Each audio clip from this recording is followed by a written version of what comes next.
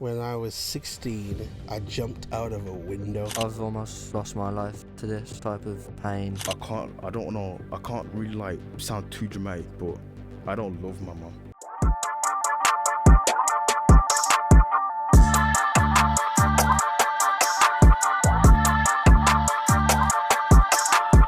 My name's Jahari, and I think mental health is something that not even the person who's gone through it understands. My name's Harley, and I think mental health is just a trend and people aren't actually getting better. My name is Zach, and personally I think that parents don't look into mental health when they have children. Today we're going to be talking about mental health and if it's just trendy or people are actually getting better. So I think with mental health, I think in certain areas, some people just do it for attention, but some people actually have real problems that they're actually going through, and they're just scared to speak out because in certain situations, it can just be like used against them. Some people are scared to say something because it could be used against them in any aspect. I agree with the statement, and he is right that people joke about mental health thinking it's something to joke about, but it's really not. Like, some people lose their life over this stuff, and I've almost lost my life to this type of pain that are going through your head and having people just not care about what I think. I feel like mental health can be quite common in younger people, but it's also a strong mix of young people that seek a lot of attention by pretending to, have mental health issues and stuff like that, which kind of undermines the people who do. Yeah, I feel like in certain areas, like certain people, in certain ways, it depends like type of mental health problems you've been through and what you've been through in your life. But some people have like actual problems. Some people want to take their own life. Like I know people that want to take their own life because of it. Like mental health is not a good thing, and people that do it for attention, I don't think. I think they just basically. I think that they're just violating it in a way. Like so, today we've got a special guest, and we're here with Jez. Jez, tell us a bit about yourself. Hi everybody, it's great to be here. So I am Jez. I am a spoken word artist, and I share life lessons and wisdom in an inspiring way using wordplay. I've been doing a lot of work with young people in particular. I have a CIC called Form 180, which helps young people to build their skills and develop their character so that they can realize their potential, raise their aspirations, and ultimately turn their lives around like I did mine. So Jez, if you were 16, scrolling endlessly for support, what would you say to someone real instead of something made up? It's a very good question. I was 16, and I've been through the challenges of mental health battles when I was 16. And when I was 16, first and foremost, it was very hard because you got not many people who can relate to you, not many people who understand you. So you're literally trying to find the truth. So I would say the massive thing is self-awareness. Know yourself, learn about yourself, understand your triggers, your warning signs, and see if you can find somebody who can at least listen. If you were in the situation where you had a young person, like our age, younger, just around anyone in this room's age, what would you tell them and how would you explain to them how they can get better and actually learn to love themselves instead of feeling not wanted? Powerful questions. I would say to that young person, you need to know what your triggers are. You need to know what your warning signs are. It's about understanding who you are, understanding yourself as an individual, because a lot of people are going to misunderstand you. They're going to think that you're crazy, going to have all kinds of stigma words that they use to describe your mental health. But what you have to do is look within. Know who you are, understand the power of your identity, and to do that, one of the best ways to do it in terms of starting, I would say, is start writing. Write it, get it out of your system. All the truth, exactly how you're feeling, all of your emotions, put it on a page. That's the start. Yeah, man, I like it. Thank you very much for that. When you was young and you had mental health issues, what did you do to get through it? Who did you seek for help if not on your own? It was a very lonely place, dark place, For me, when I was 16, I jumped out of a window Wow. and I wasn't wearing anything. I was diagnosed in years later as having bipolar disorder. Wow. So if you don't know anything about bipolar disorder, for those who we can update their understanding, bipolar is classed as a mood disorder. The prefix bi means two, polar means polarities, so it's essentially highs and lows. And I had to battle through that and discover after years of going in and out of psychiatric wards on a hospital like a revolving door until there was a turning point. I'll tell you that in a short while. Going back to when you said talk about your triggers to other kids. I had a mental health person who'd come to see me in school, and they wanted to know my triggers, and I told them what my triggers were, but I'm not sure what if it is, because I have many triggers, and I'm not fully diagnosed, but I have anger issues, and I think that because of everything that's going on. I've broke my hand due to anger, done many things due to anger. When I said my triggers, I just didn't believe they were true. Like, I don't know my triggers, and everyone said it, that I'm ready to tell people, but I just don't know how. And there's not enough and not the right people to let me know how to open up. I love the fact that you're able to be real. That, what you've just said, is gold right there, because there's a lot of people who can't even do that. You've been able to open up and be a little bit vulnerable and share exactly what your issue is. But let's lighten it a bit, because this can be a very dark road that we go through. So who's into Marvel characters and DC and all that stuff and Into Marvel. superheroes? Okay, so you heard of the Hulk. Yeah. You've heard of Bruce or David Banner. Used to be David Banner or Bruce, or whichever you prefer.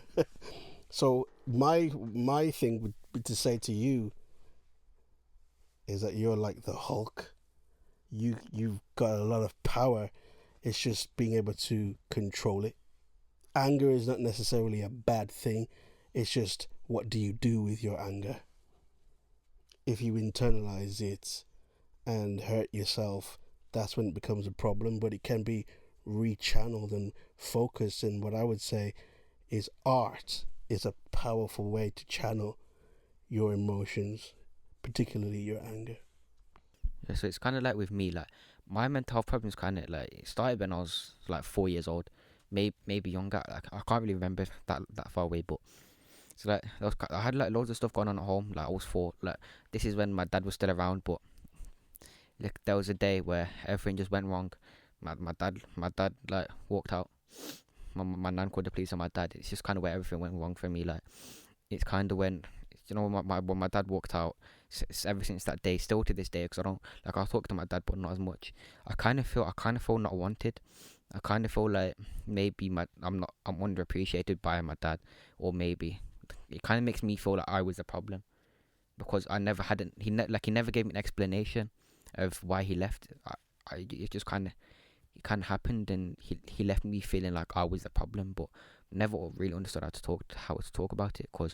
And it's kind of like I act very different. Sometimes I act out of order. Like I can do things that aren't really that I'm not really supposed to do.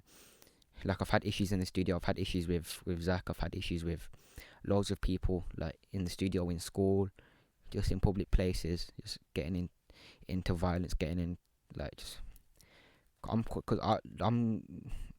like I was, and I still am quite easily quite easily influenced by the people around me. And I've never really understood how, because I've never had a man in my life to really teach me how to act and teach me how to treat people correctly. So have you got anything to say that can maybe help me like get through it, and maybe be the influence I need to learn how to treat people respectfully and not get into the violence and the bad things I get into? Yeah, wow, that's a lot that you've said there. And again, I can't thank you guys enough for your honesty, because the H for healing stands for honesty. You gotta be real about what is going on for you. And what I would say is, just to use an illustration in terms of influence, first and foremost. Influence is like salt. So salt has the power to change the flavor of anything around it without itself being changed. You never say that the salt tastes fishy. You always say that the fish tastes salty because it's the salt that's making the difference. And I would say to you, my friend, is be the salt. Decide where you want to go.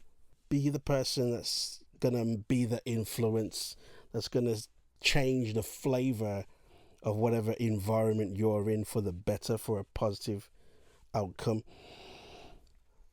You mentioned about not knowing how to behave as a male or as a young man, and I can totally relate. Me and my dad were loggerheads.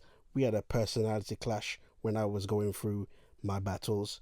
Now we're like this. We're close because we just needed some space and some understanding. And it's powerful. I have a poem that I wrote for my nephew called One of the Toughest Guys. When he was born, I said to myself, wow, this is my first nephew, you get me? When he's older, I don't want him to be a bully, but I don't want him to be bullied either. So I said to myself, I want him to have balance. And it says, in my opinion, the toughest guy is not the big boy that doesn't cry. Not the lad who thinks he's bad or brags about how many fights he's had. But it's that dude that's never rude and always shows up in a good mood. It's that man who walks with style and never lets anyone take his smile. The toughest guy is like Clark Kent. Am I right about that? 100%. They're strong, respectful, non-judgmental. Tough guys are rough, but they can be gentle. So whenever you see that quiet fellow, minding his business, acting mellow, just remember within the soft exterior lies one of the toughest guys. Absolutely love that. Absolutely love that. I love the way you've gone about it as well. Like talking about one of the strongest DC members and how he gets. Yeah. Thank I you. just love the way you think. I love the way you thought about it. How does that poem make you feel in yourself? Remember, there's a rule on the street, it's the quiet ones you have to watch. Cause I don't want to say nothing that will sound corny. Like, I want to be corny, bro. Do you know this podcast is about getting out how you feel? It Can I doesn't tell a matter what story? people think. Can I tell a story? I'm listening. I'll listen to you, man.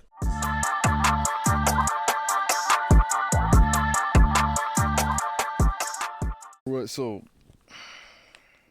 it's not like any kind of brag, but like that poem kind of like reminded me of a story, like something that occurred recently around like last year September. So how do I start? Would you like to share that story with us? Yeah, of course. I'm thinking of where to start. Take your time. Recent years, I had quite like bad anger issues. It was like one of the basically the main thing I was known for. So, and like I went to 2 secondaries. So is when I was in year 10 I joined a new secondary school that I just finished. But when I went to that one, I kind of like changed, like from all like my anger issues and that, I kind of just a switch flicked in me, and now all of a sudden I went from like this big tough guy that everyone's like knows or like some people are scared of to like just this quiet guy that doesn't talk to anyone. No one really like knows what his voice sounds like. People could take that in different ways, and people obviously there's people that will think that just because you're not just like out there with your chest puffed out looking for problems to start, then that means you're like a pushover, like I was in I was in year 11. I just started year 11 in September, like last year before last or last year, I forgot. 2024. Yeah, last year. And long story short, there was this group of people, like your stereotypical, you know, young teenagers, I think they're hard, like in groups, the typical. And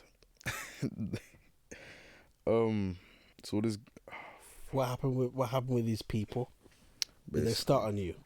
yeah, man, basically, well, since I'd been in year 10, they kind of like had little goals at me at times, but I kind of took it. I never reacted to anything because of like how where I just came from at the time.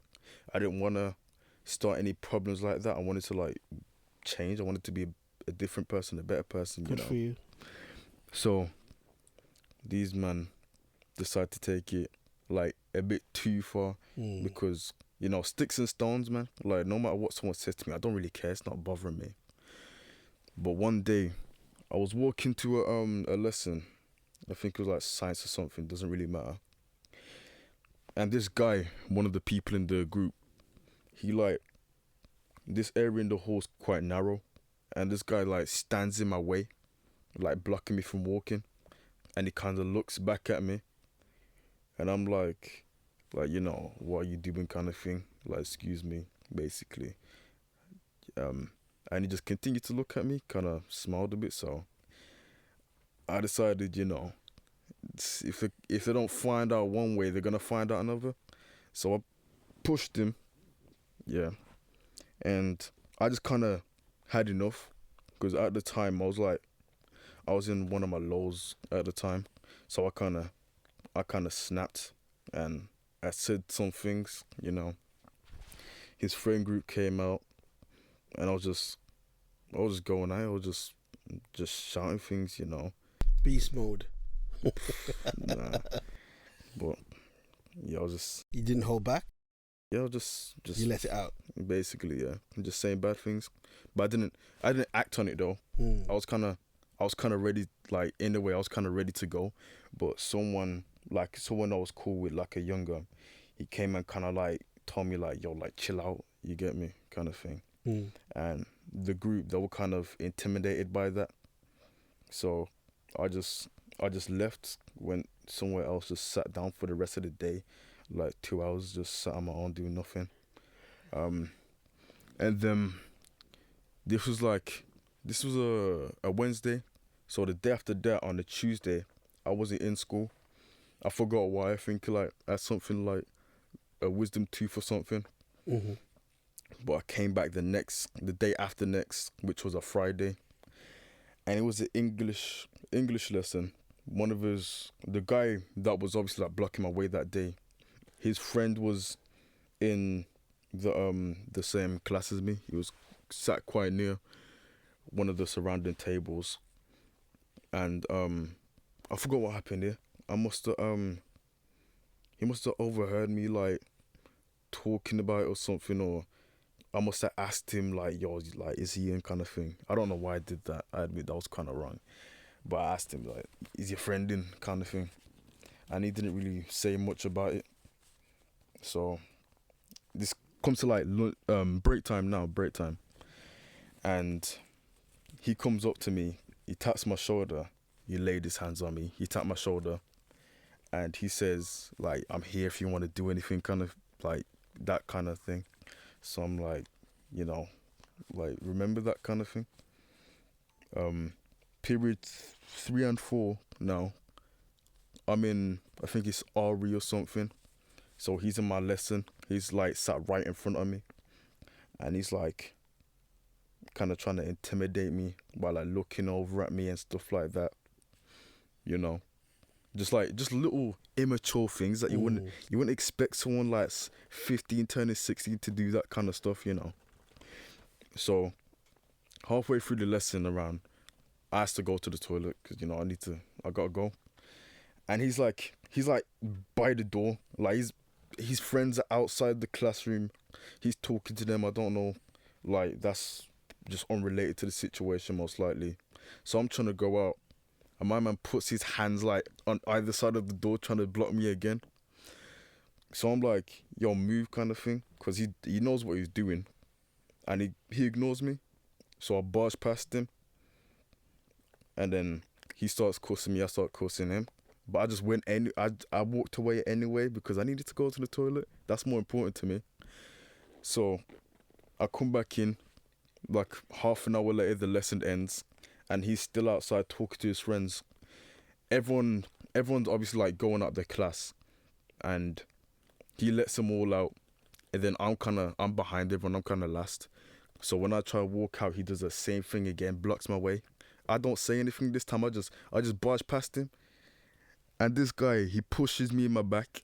He puts his hands on me with malicious intent. So I'm like, saying nothing, the kind of thing, you know. Like, he's with all his friends, like thinking he's all like this tough guy and that. And I'm like, you remember that? So I walk off, and I go to like people I'm cool with. I go to my friend, and I kind of tell him about the situation. I'm thinking like, yo, should I do something stupid, or because I'm past those days, innit? I don't want to do that kind of stuff. I don't want to be known as that kind of person anymore. That's not. You were trying to change. Yeah, that's not me. That's not who I am. That's not what I am. And he's with his group. He has a different friend group to me. I'm not in any friend groups. I'm antisocial. I'm not with anyone. But he's with people. Alright, so he's with his group, and his friend group. I don't know what they thought of me at the time, but they started like basically saying that you're not gonna do anything, kind of thing. You know, call me pussy and all that. So I'm like saying nothing. Like no one's gonna back me. I'll just do what I have to do in it. So lunchtime now, he's with his friends playing with like a ball or something. I walk through him outside. I walk through them. I go up to him, and I kind of question him, like not on no beef thing or anything. I'm just asking him like, yo, like what was that about? Like, you know what you're doing? Like why you doing that? There's no need for it. And he's kind of acting dumb, like, oh, I don't know what you're talking about, stuff like that. And his friends are starting to get involved, like, oh, he didn't do anything. He just said that he didn't know. Stuff like that. Kind of getting cheeky, you know, getting like smug about it. So I'm kind of getting a bit irritated. And someone else comes out, one of the guys I'm cool with, same guy from the other day. And he's kind of asking like, what's going on? He's trying to question them. And they're still being smug about it. And they kind of start laughing at me. So I just punch him in his chin, in it. I just punch him in his face. Oh. I move back, make some space. As I expected, all his friends come in. So I'm just boxing. They're boxing. I'm boxing. There's like 6 of them and 1 of me. And I'm just boxing, man. Like left, right. I don't know where I'm boxing. I'm just boxing in it. And then I kind of started laughing. Because I'm thinking, while this is going on, I'm thinking in my head, these guys are really like doing all of this. But like they're not really all that they say they are. Because these man, like, they're trying to punch me. It feels like raindrops on my head. And it's like, and all these people have come like surrounding the same, like all these people around. And I'm just like embarrassed in minutes. So I'm like, the teacher comes and holds me back. And I'm kind of like laughing. I'm like, you man are wet, like, yeah, nothing kind of thing, you know, all of that kind of stuff, like, and the teacher's holding me back. I'm like, I told the teacher I'm calm in it, but I'm not finished, like, you know, they haven't really done anything. So these men are obviously embarrassed, and I'm just kind of like in my moment, like, yo, I eat this for breakfast, it's stuff like that. So then that's it, and then I never heard from the guy again. He didn't come into school on the Monday after he stopped coming into school, and I never saw him again. His group never heard nothing from them again. They always left me alone, and then people started to like kind of have a little, like, appeared to have some sort of respect for me, but people saw me differently, and I was kind of like a way of saying, like, you know, you can't judge a book by its cover. Just cause I don't punch in your face, it don't mean I won't and I can't. You know, you can't just mess with anyone. You don't know people. You don't know what they're capable of. Don't know like what they come from, anything like that. You know, stop fronting. Be real with yourself. You get me?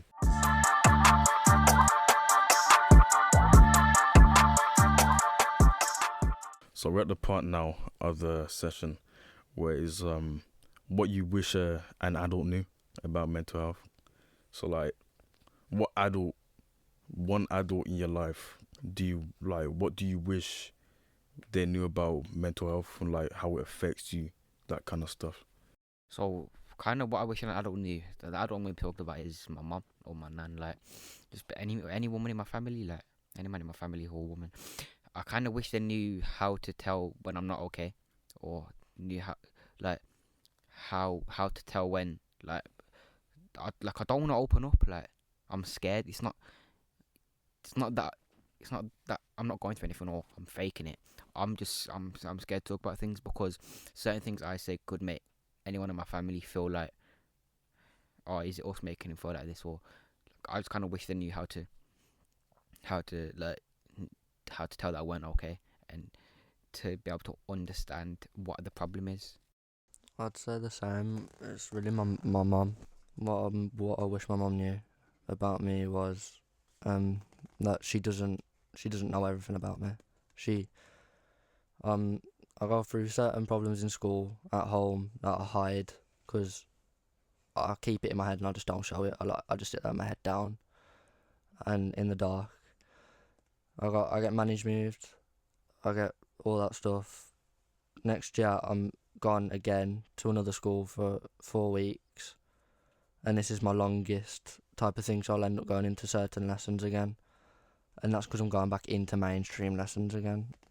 I can't really like answer this too tough, but one thing I wish my mum knew that the way she speaks to me makes a difference, you know, because I've never really gotten on with my mum, mainly due to like obviously stuff in school and obviously me, like I'm a kid, you know, I'm not that great.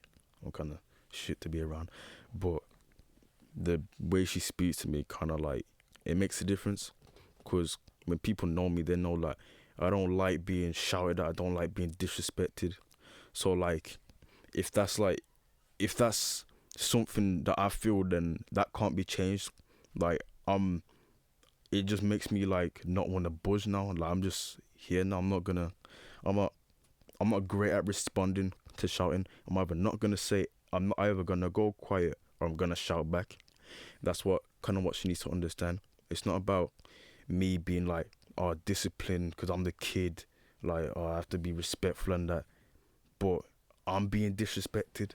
You know, how about how I feel? I'm a human. I'm sentient, and it's kind of gotten to a point now where like people wouldn't really understand, but I'm quite different. So it's kind of gotten to a point now where like irreversible damage has been done.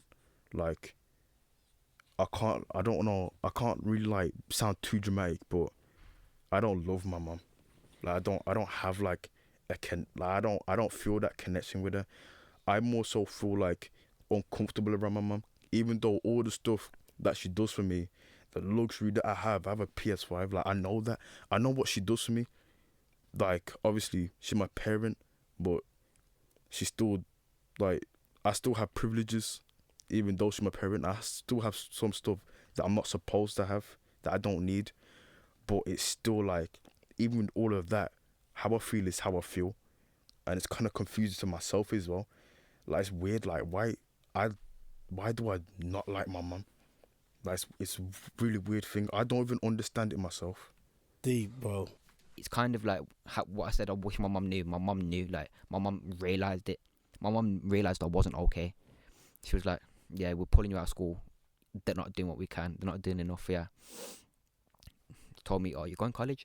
In college, which is starting in September, which I'm actually kind of excited for it because this is something that can help me because I'm really attached to animals. Like I've got 2 dogs, and if I didn't have my dogs, I would probably have ended my own life. Like my dogs, it's here, it hits me here, my heart. Like I really, any animal. Like Zach's got a dog as well. I see Zach's dog. Zach's dog is like any animal. Like bro, I'm emotionally attached to plastic bottles. I'm not gonna lie. If I drink a drink, I'm like, yo, this thing's got family, you know. It's a plastic bottle. It doesn't even exist. It's not even a living thing. This thing's got family, bro. Like I don't want to throw it in the bin. Like, I don't want to rip it up. I'm emotionally attached to weird things, bro. It's crazy. But kind of going to college, doing an animal care course, and I'm just trying to see where my life goes. But I kind of learned a lot of stuff from coming to Beatsabar. So for that, I just want to thank JP Tugs and everyone here.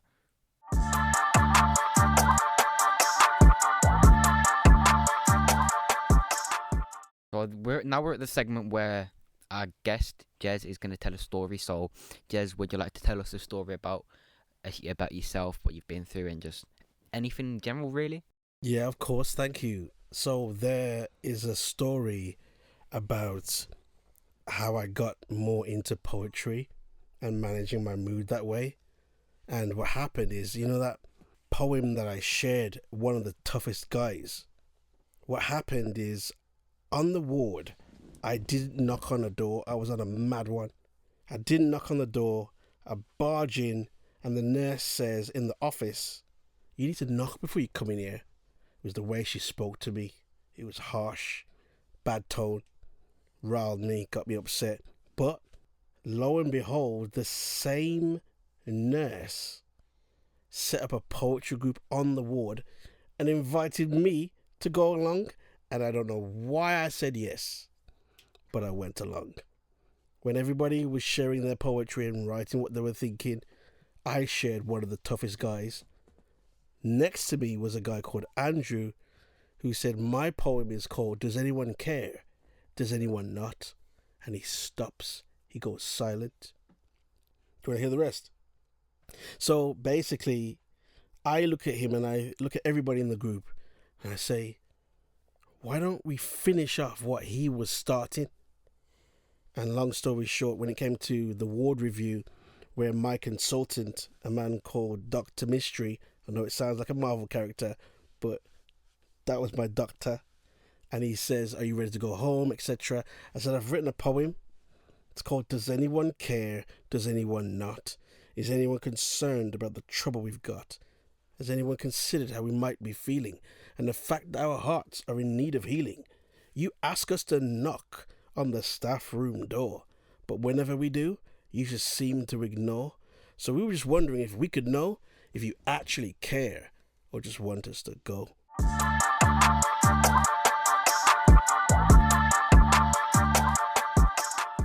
Yeah, so I can't stress enough how proud I am to hear young men able to, in a very masculine way, I'll say, share exactly what's going on for them emotionally, talk about your journey, and the future is bright.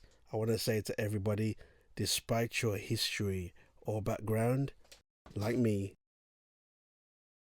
despite your history or background, you can turn your life around. And it looks like you're all on the roundabout. Beatsabar. Well, that's going to be the end of the podcast now. Hope you guys enjoyed the episode. This is the end of the mental health session. Big thank you to Zach. Big thank you to Kari. Big thank you to Jizza. And appreciate all of you coming. Thank you a lot for coming and supporting us, helping us get through the things we got through. Big thank you to everyone that's helped produce the podcast. And that's the end. Have a good day.